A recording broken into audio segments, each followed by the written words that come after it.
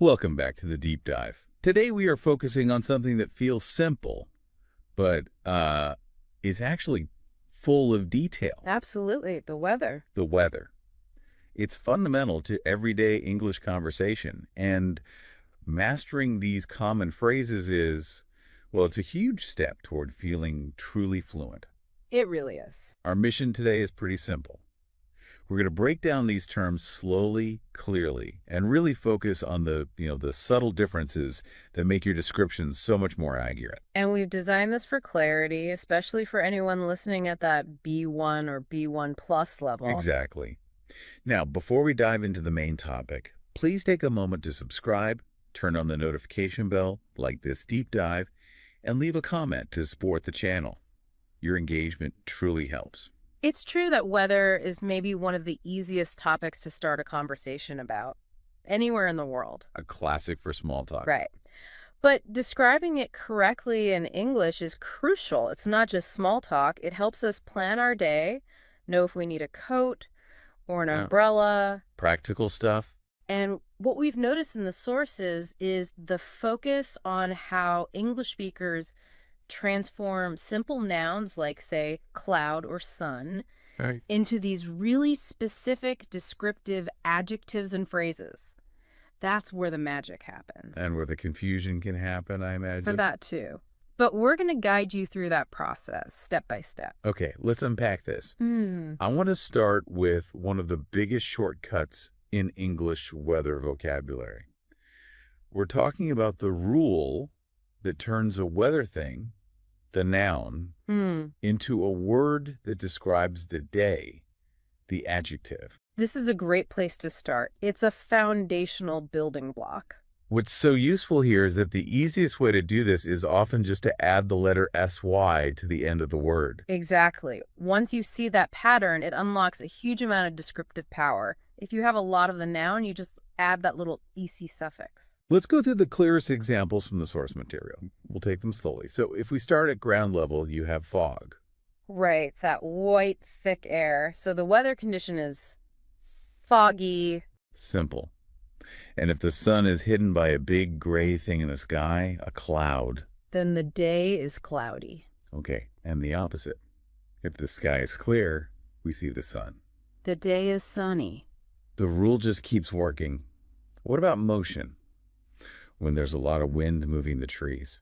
The conditions outside are windy. And for colder weather, snow on the ground leads to a snowy day. And if that water freezes into ice, the roads become icy. It's a great pattern, but we have to connect that description to the action, what's happening right now. So the verbs. Yes.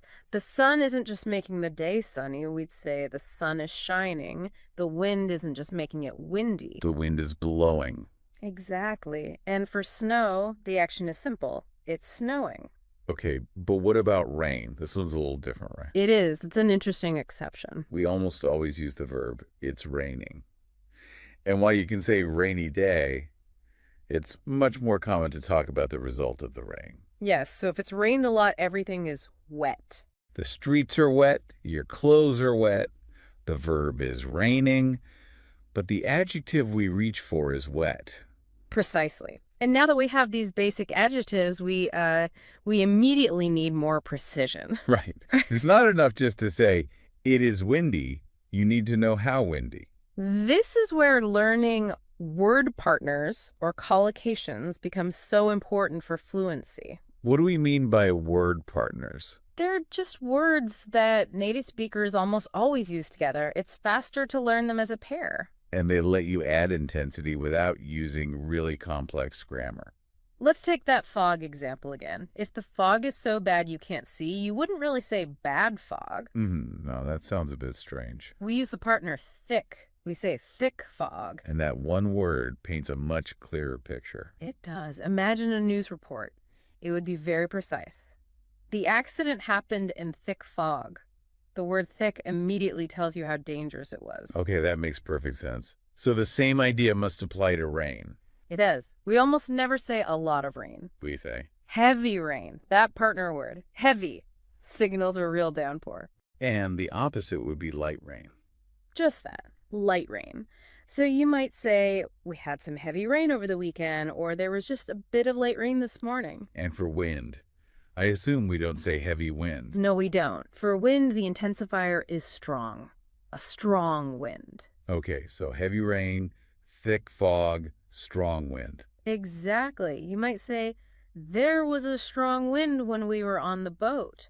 That word strong tells you it had real power. Before we move on, what about the opposite of all this? Cloudy, foggy, rainy weather. A great point.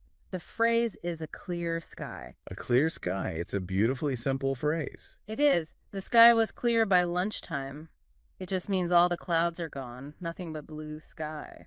Okay, so we have our adjective patterns and we have our intensifiers. Let's talk about the actual action of the water falling. Yes, the verbs and nouns for specific kinds of rain, these are so useful. We mentioned heavy rain is intense. What if it's extremely intense? Is there another level? There is. We upgrade the verb from raining to pouring. Pouring, like pouring water from a glass. Exactly that. It implies water coming down with great force, continuously. You'd say it was really pouring with rain, or simply, it poured this afternoon. That one verb says it all. It does. And then there's a very specific noun, a shower.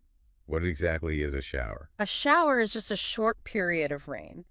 The key thing here is its length. It's temporary. So a shower can be heavy or light. It can. You might hear, we had a couple of heavy showers this morning. That means short, intense bursts of rain, not one long, continuous rain. The word shower tells you it won't last all day. Precisely. And if we connect all this, the rain, the strong winds, they often combine to form a storm. Right. And the most complex one, especially after hot weather, is the thunderstorm. Yes, and what's so helpful for learners is that a thunderstorm follows a really logical sequence. If you know the steps, you can describe it perfectly. Okay, so what's step one? Step one. The air becomes very humid. Humidity is that feeling when the air is very warm and also very wet. That heavy, sticky feeling. Yes, the air feels thick, even before any rain starts.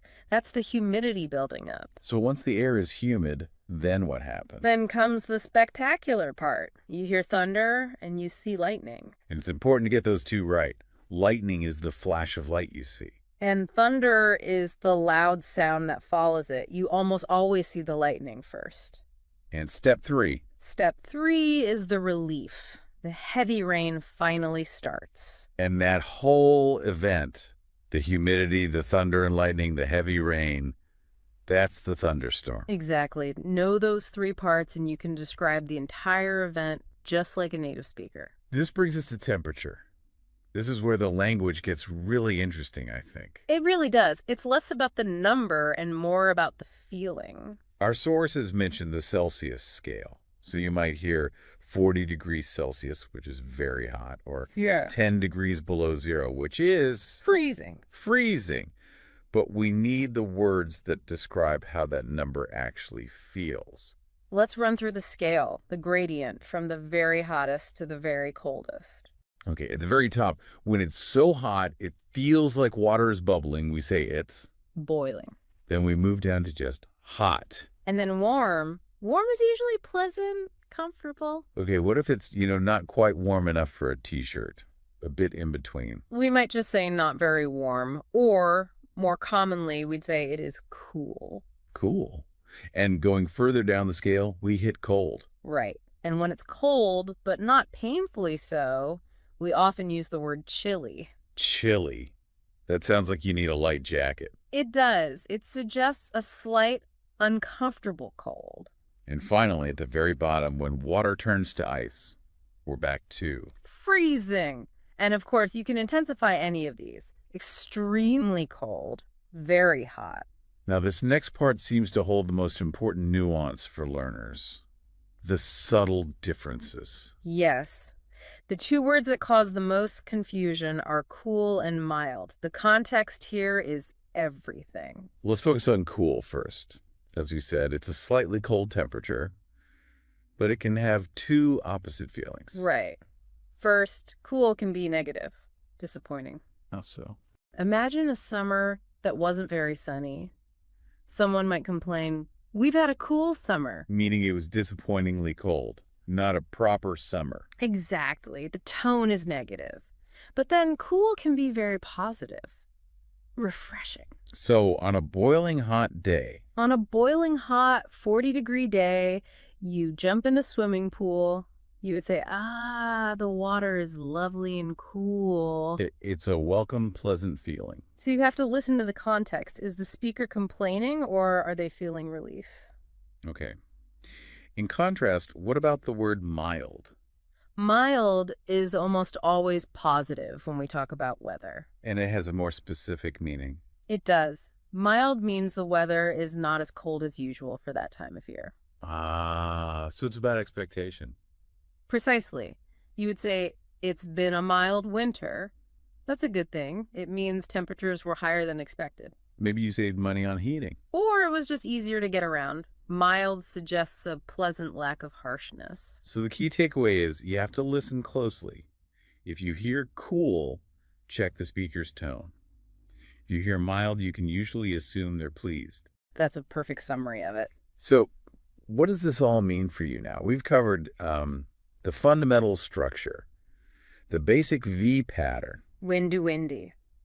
the essential intensifiers like heavy rain, thick fog, and strong wind. And the specific actions for water, like pouring and showers. And, maybe most importantly, we navigated those really crucial nuances of cool versus mild. And the usefulness of this is immediate. It's not abstract. No, it's very practical. When you can replace a vague term like bad fog with the precise phrase thick fog, or you can distinguish a light shower from heavy pouring rain, well, the world becomes clearer. That's a nice way to put it. You're no longer just describing weather. You're using the language that shapes how you perceive it.